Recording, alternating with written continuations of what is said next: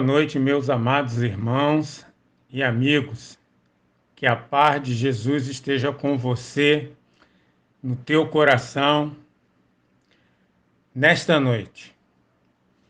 Quero, em primeiro momento também, desde já, parabenizar a Primeira Igreja Batista de Costa Barros pelo Departamento de Mulheres Cristãs em Missão, MCM, pelo seu aniversário no domingo passado, um culto que nos traz bastante alegria.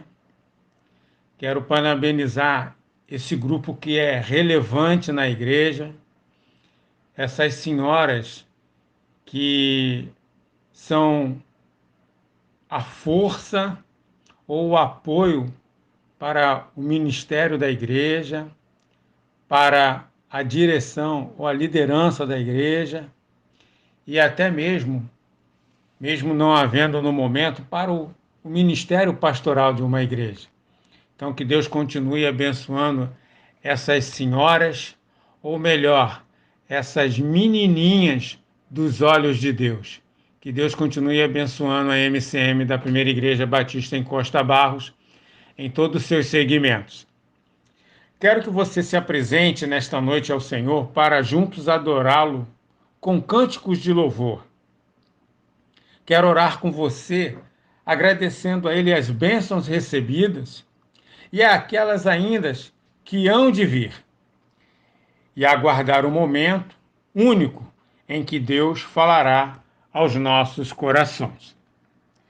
Mas no Salmo 19, versículo 14, está escrito assim: sejam agradáveis as palavras da minha boca e a meditação do meu coração perante a tua face, Senhor, rocha minha e libertador meu. Sempre ouvimos que a boca fala daquilo que o coração está cheio, não é? Entendo que pelos nossos lábios podemos dizer muitas coisas que irão ou condenar, julgar vidas, sejam elas para abençoar ou amaldiçoar, trazer felicidades ou tristezas, nos tornar próximos a elas ou nos afastar das pessoas. Também está escrito em Tiago, capítulo 3, versículo 10, o seguinte: de uma mesma boca procede bênção e maldição. Meus irmãos, não convém que isto se faça assim. Então, que dos nossos lábios as nossas palavras sejam só para abençoar. Pense e fale apenas de uma maneira que você sabe que agrade a Deus e que o Senhor nos abençoe. Amém? Vamos orar então para darmos prosseguimento ao culto desta noite. Senhor nosso Deus e Pai, agradecido estamos a Ti, Senhor da glória, pelas bênçãos recebidas, e ainda estamos aguardando aquelas que o Senhor ainda há de conceder à Tua igreja, ao Teu povo e aos nossos amigos ouvintes, participantes deste culto. Senhor, muito obrigado pela Tua graça e pela Tua infinita misericórdia em perdoar os nossos pecados. Também, Pai, oramos a Ti pedindo por este culto, por esta noite de oração, que os nossos louvores a Ti, que as nossas súplicas a Ti possam chegar a Ti, o Senhor possa ouvir, que o Senhor possa se agradar e possa, Senhor, ó Pai, nos responder, segundo no Teu tempo e de acordo com a Tua vontade. Abençoe este culto na sua direção, no seu segmento e, unicamente, também na palavra que o Senhor tem para nós nesta noite.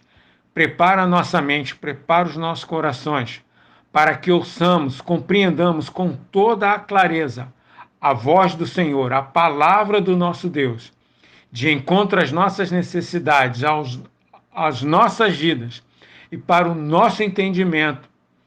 É no nome de Jesus que nós te oramos, em perdão dos nossos pecados. No nome de Jesus. Amém e amém. Glórias a Deus. Vamos adorar ao nosso Senhor.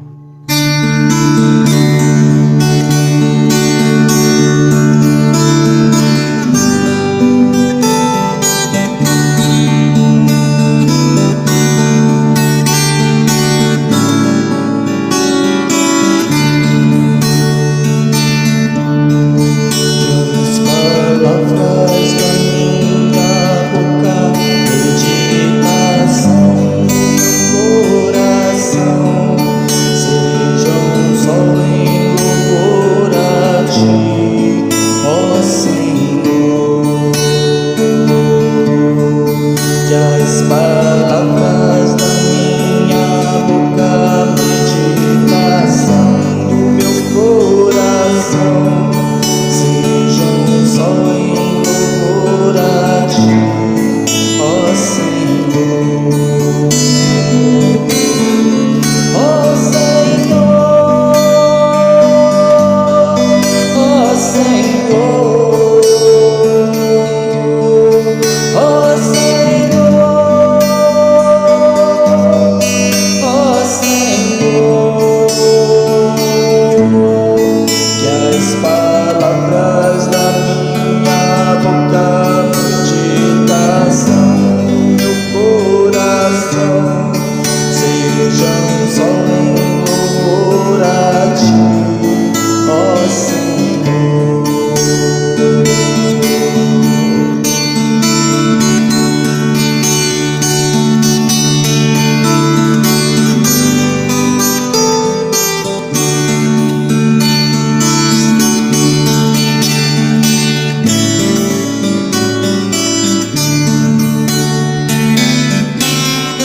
Ó Senhor,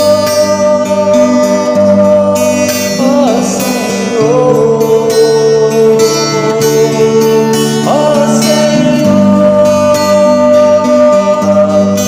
ó Senhor, que as palavras da minha boca, meditação do meu coração, sejam só em louvor a ti, ó Senhor.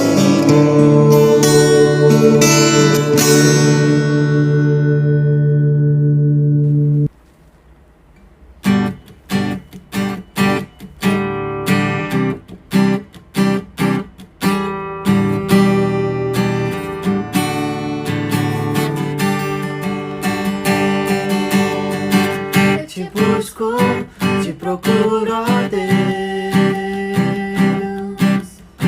no silêncio tu estás.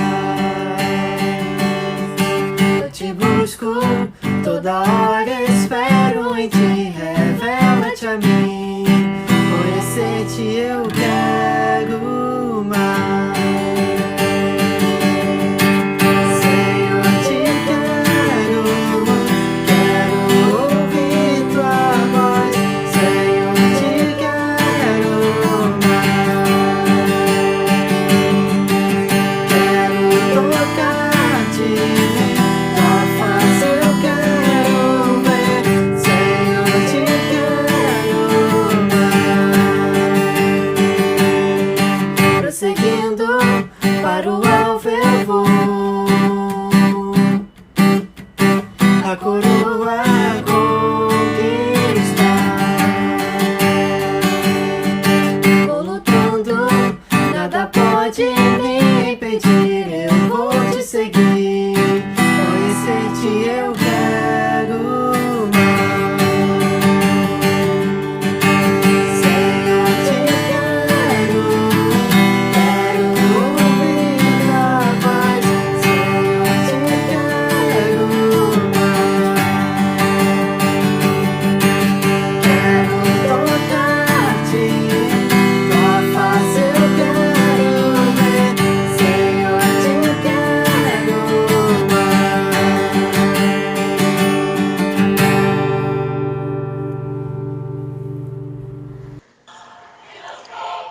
Senhor, nosso Deus, nosso Pai, em oração, Senhor, entramos na Tua santa e gloriosa presença, Deus. Pai querido, Pai amado, em nome de Jesus, nós estamos aqui para Te agradecer, Senhor Deus, por a Tua igreja, Senhor Deus. Tua igreja está caminhando, Senhor Deus. Senhor Deus, muito obrigado, Deus, por tudo que o Senhor tem feito por nós, Senhor. Senhor Deus, estamos momentos difíceis em nossas vidas, Deus. Mas, Senhor Deus, nós sabemos que Tu está no controle de tudo, Pai. Com a Tua permissão, Pai, isso tudo que está acontecendo no mundo, Senhor. Senhor Deus, eu quero te pedir neste momento que Tu venha com Teus olhos de misericórdia, Pai, olhar por nós, a tua igreja, Senhor Deus, Batista de Costa Barro, Senhor. Senhor Deus, que tu toma nas tuas mãos, ó Deus, cada família, cada pessoa, Deus, que te pertence, Senhor. Senhor Deus, seja, Pai, conosco, Senhor Deus, nesta noite, este momento de oração, Senhor Deus, esse nosso clamor, Pai, que tu vem, Senhor Deus, estender a tua mão de poder sobre as nossas vidas, Senhor Deus, nossas famílias, ó Pai. Senhor Deus, continua fazendo morada em cada lar da tua igreja, Senhor Deus.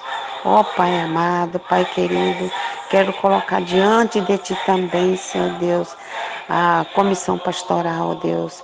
Senhor Deus, que Tu possa colocar, Senhor Deus, no nosso coração, Senhor Deus, o Teu escolhido, Senhor. Senhor Deus, que nós possamos entender o Teu querer, a Tua vontade, ó Pai. Senhor Deus, em nome de Jesus, nós te pedimos isso, Pai. Senhor Deus, muito obrigado pelo Teu cuidado, pelo Teu amor, pela salvação em Cristo Jesus, que Tu deste ao Teu povo, Senhor. Senhor Deus, muito obrigado por tudo, ó Deus. Senhor Deus, seja conosco nesta noite, em nome de Jesus, que te oramos. Amém.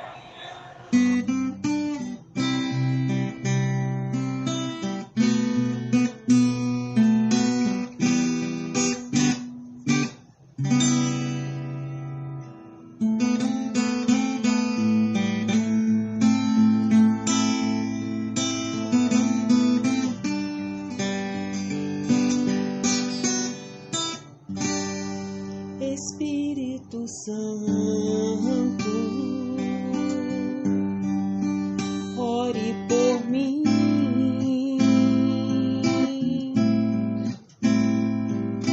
leve pra Deus tudo aquilo que eu preciso.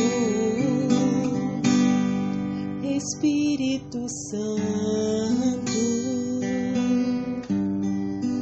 use as palavras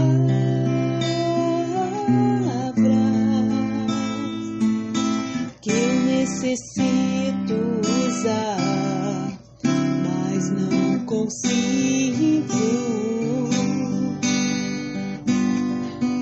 Me ajude nas minhas fraquezas, não sei como devo pedir.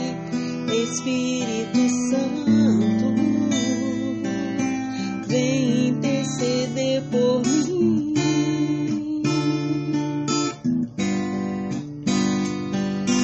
Todas as coisas cooperam para o bem daqueles que amam a Ti.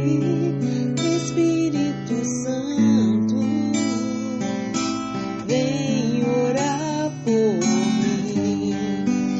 Estou clamando, estou pedindo, só Deus sabe a dor que estou sentindo. Meu coração está ferido, mas o meu clamor está subindo.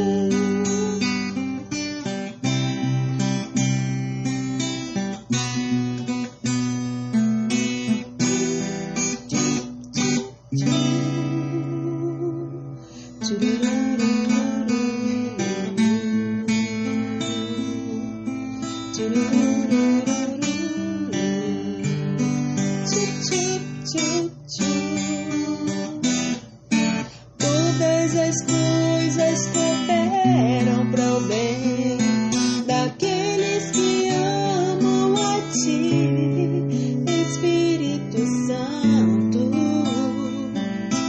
vem orar por mim. Estou clamando, estou pedindo, só Deus sabe a dor que estou sentindo. Meu coração está ferido, mas o meu clamor está subindo.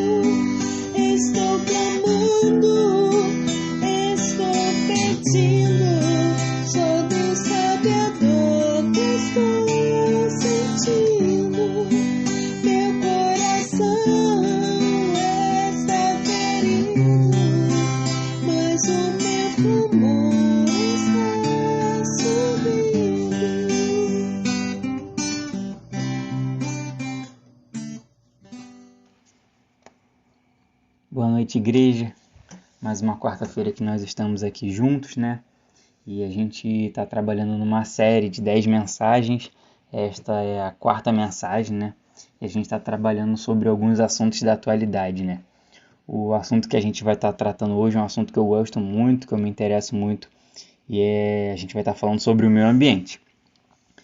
Para o estudo de hoje eu li 2 livros, eu pesquisei bastante, li bastante coisa, né? Estudei bastante sobre o assunto, porque é um tema que é pouco trabalhado nas igrejas. Acredito que na nossa igreja também raramente a gente toca no assunto, né? Que é falar sobre o meio ambiente, falar sobre natureza, falar sobre a criação de Deus. É um tema bem amplo, porque ele se forma de várias ramificações e o meio ambiente possui diversas problemáticas, né? A gente pode caracterizar algumas como mais comuns, que é a questão do desmatamento, as queimadas. Nós temos algumas espécies de animais e plantas em extinção. Nós temos a caça predatória, né, que aumenta isso, a extinção de algumas espécies. Nós temos no Brasil também um problema muito sério e muito comum, que é a invasão de terras indígenas e de quilombolas. E aí também a gente tem a questão nas cidades mais acirrada, né? É a poluição, é o aquecimento global e por aí vai. Bem, o último livro que eu li, o título dele é A Cruel Pedagogia do Vírus. Ele foi escrito bem recente, né? É de um sociólogo português chamado Boaventura. E nesse livro o autor ele dá várias citações muito pertinentes sobre a nossa contemporaneidade. E num determinado trecho, esse sociólogo ele aponta que as atitudes das pessoas e das organizações bem no geral, qualquer tipo de organização, empresa, ONG, igrejas, organizações. Então, a atitude das pessoas e das organizações, elas geram 2 principais consequências mundiais. A primeira é a concentração de riqueza, e aí a gente pode estar destrinchando que se caracteriza pela desigualdade social. E a segunda consequência mundial que as nossas atitudes geram é a catástrofe ecológica. E quando a gente lê catástrofe ecológica, a gente pode também ver que isso significa destruição da vida no planeta. E destruição da vida no planeta, destruição da vida, é no geral, incluindo nós humanos. Mesmo que a vida humana faça parte de apenas 0,01% da vida planetária. Meio ambiente não se trata apenas de plantas e bichos, mas também inclui eu e você, sabe? Todos nós fazemos parte do meio ambiente. Então é isso que a gente vai estar trabalhando hoje, é sobre esse problema. Qual o problema? Catástrofe ecológica, destruição da vida. E aí eu peguei algumas reportagens para sustentar, né? Para mostrar que realmente isso é um problema de hoje, isso é um problema grave e que nos cerca, né? Embora eu nem precisasse de pegar alguma reportagem, porque todo mundo sabe que esse é problema real, porque todo mundo, pelo menos aqui no Rio, que mora aqui no Rio de Janeiro, já viu um esgoto a céu aberto, já viu uma rua com um valão, e isso é poluição. A gente aqui do Rio de Janeiro sabe que tem praias que a gente não pode entrar na água, porque ela é tão poluída que ela pode ser prejudicial para a gente. Então, mesmo a gente tendo total ciência de que isso é um problema e a gente vivencia isso diariamente, eu peguei 3 reportagens aqui de jornais diversos e eu só vou falar o título das matérias para a gente ver o que a gente passa a respeito do meio ambiente no nosso país. O primeiro jornal diz assim: onça pintada é resgatada após invadir casas por conta do fogo no Pantanal, em Mato Grosso. Segunda reportagem: desmatamento da Mata Atlântica no primeiro semestre já é maior do que em 2019. Terceiro, devastação do Cerrado ameaça povo quilombola. Então aí a gente tem 3 reportagens que falam sobre 3 ambientes distintos, né, que tem vegetações distintas, né, Mata Atlântica, Pantanal, Cerrado. E esses 3 ambientes distintos estão sofrendo por conta das atitudes humanas, por conta das ações humanas, né? Então esse é o problema que a gente tem hoje, né? E qual é a resposta de Deus frente a esse problema? O que a Bíblia diz? Será que a Bíblia diz alguma coisa a respeito disso para a gente hoje? E existem diversos textos que abordam a criação. E aí eu selecionei Gênesis 1:31 e Gênesis 2:15, porque eles falam sobre a natureza, diversos textos falam sobre a natureza, mas esses dois textos eles trazem como Deus vê a criação e como ele espera que seja o nosso trato para com a criação. E Gênesis 1:31, o primeiro texto diz assim: Então Deus olhou para tudo o que havia feito e viu que era muito bom. A noite passou e veio a manhã, encerrando o sexto dia. Então nesse versículo a gente pode ver que ao final de um sexto dia de muito trabalho, Deus concluiu tudo que ele havia criado, né? Ele concluiu lá as obras dele e ele disse que era muito bom. Ele disse que era bom. A mesma palavra que Deus usa aqui para descrever a criação, quando Deus descreve que a criação é boa, o que ele havia criado era bom, a mesma palavra Jesus usa para descrever Deus em Marcos 10:18, que é um episódio onde um jovem se aproxima de Jesus e se refere a Jesus como bom mestre. E aí Jesus responde ao rapaz dizendo: Por que me chamas de bom? Só há um que é bom e é Deus. Então isso mostra que a criação revela o caráter bondoso de Deus. Deus deu de si mesmo. Ele imprimiu as suas digitais na criação. Deus é bom e disse que tudo que havia criado era bom. Era digno de ser amado, apreciado, era digno de ser bem cuidado, preservado. E é aí que a gente entra. É nessa parte que a gente entra porque Deus criou um ambiente interativo e nos deixou a instrução de como nós devemos interagir com esse ambiente. E aí eu leio Gênesis 2:15, que diz: O Senhor Deus colocou o homem no jardim do Éden, presta atenção, para cultivá-lo e tomar conta dele. Então Deus colocou o homem no jardim do Éden, e qual é a instrução que Deus deu ao homem para agir no jardim do Éden? Cultivar e tomar conta dele. A gente sabe que toda a criação pertence a Deus. E aí, nesse versículo, a gente vê que Deus nos escolheu para sermos mordomos da criação. E essa instrução que Deus deu lá em Gênesis continua valendo até os dias de hoje. A gente não pode ignorar ou negligenciar. Mas como cristãos, nós devemos dar o exemplo de cuidado pela criação e devemos aprender a pensar e agir ecologicamente. Após a gente apresentar aqui agora um problema que a gente está passando por hoje, e nós como cristãos sabermos que nós temos uma instrução, uma pergunta tem que surgir na nossa cabeça imediatamente. Que pergunta é essa? O que eu posso fazer pelo meu ambiente? E aí eu queria tirar um tempinho aqui, eu vou postar o texto, vai estar aqui também com algumas dicas, né? Mas eu queria compartilhar algumas dicas, que a gente vai chamar aqui de dicas verdes, né? Do que a gente pode fazer, de como a gente pode contribuir para a preservação da criação de Deus. Não se preocupa que vai estar tudo escrito aqui também na nossa conversa do Mural da Igreja, tá? Cada uma dessas dicas. Então vamos lá. Dica 1. Não corte nem pode árvores sem autorização. Dica 2. Preserve a vegetação nativa. Não desmate, não coloque fogo. Não compre nem tenha animais silvestres em casa. Não maltrate animais silvestres ou domésticos. Não jogue lixo no chão, carregue-o até a lixeira mais próxima. Ensine as crianças dando o exemplo. Recicle ou reaproveite tudo o que puder. Reduza o consumo, especialmente do que não puder ser reaproveitado ou reciclado. Não contribua com a poluição sonora ou visual. Não jogue óleos lubrificantes ou de cozinha na sua rede de esgoto.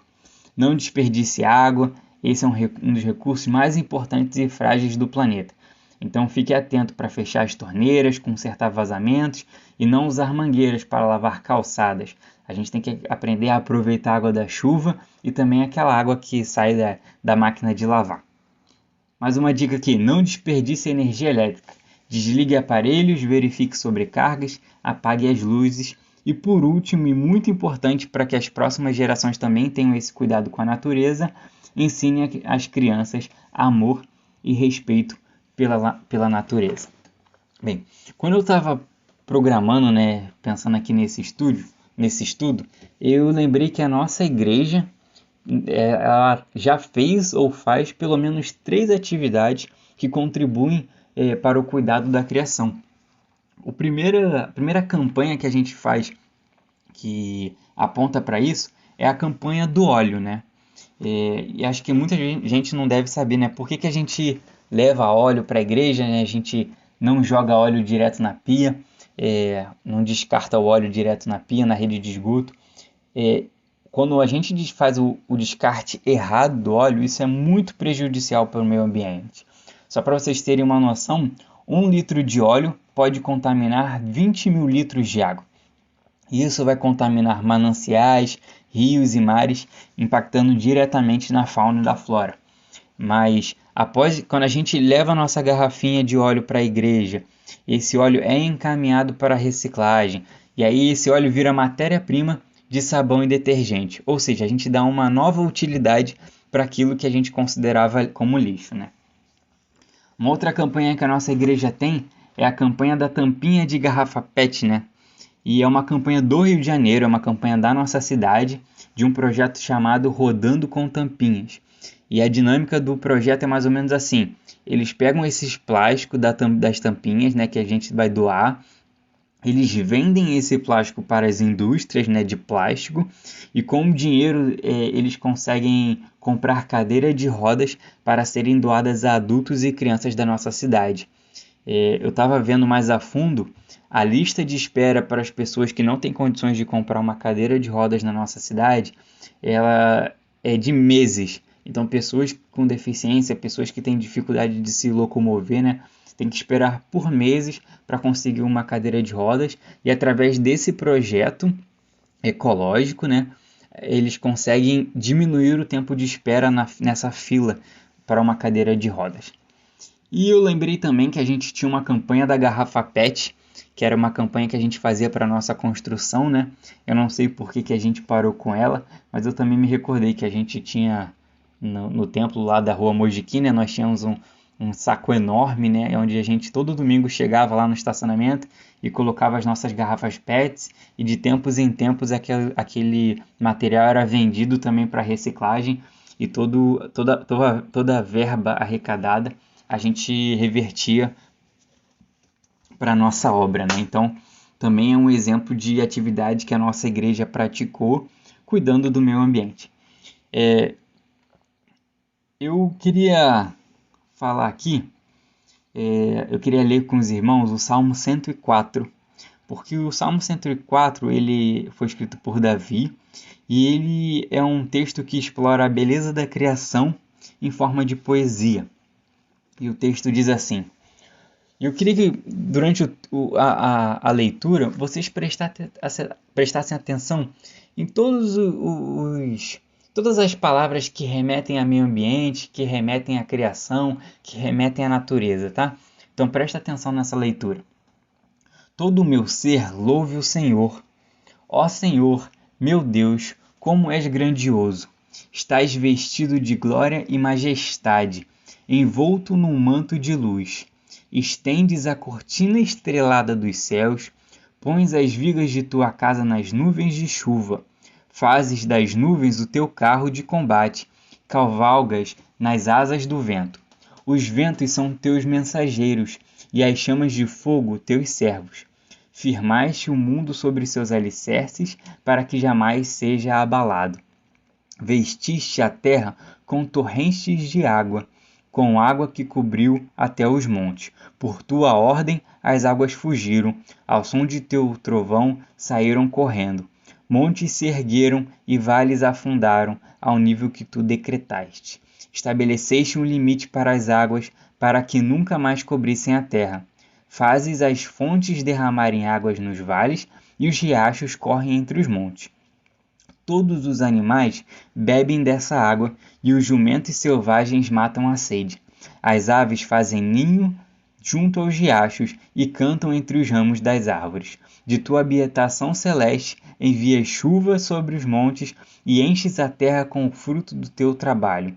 Fazes o pasto crescer para os animais e as plantas para as pessoas cultivarem.